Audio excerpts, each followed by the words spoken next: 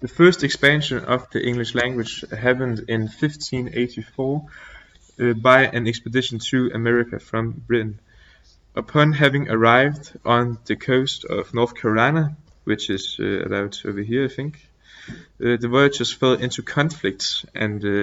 they fell into conflict with the natives in North Carolina, and thereafter they mysteriously disappeared. The first permanent settlement came in 1607 when settlers settled down in Jamestown, Virginia, and some years down the line a group of Puritans arrived in 1620 in Plymouth, Massachusetts in New England, and because of their differences in their respective linguistic traits,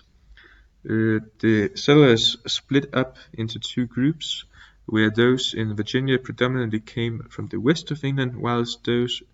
who settled in New England were mostly from the east of England.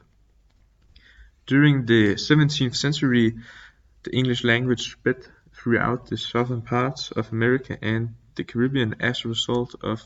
slave trade. Slaves were transported from West Africa and exchanged in the American coast in exchange for sugar and rum. As a result, the slaves spent a lot of time with the English settlers, and thus the English language began to develop amongst the slaves, and that in turn resulted in the next generation of slaves taking on the pidgin version of the English language as their own mother tongue.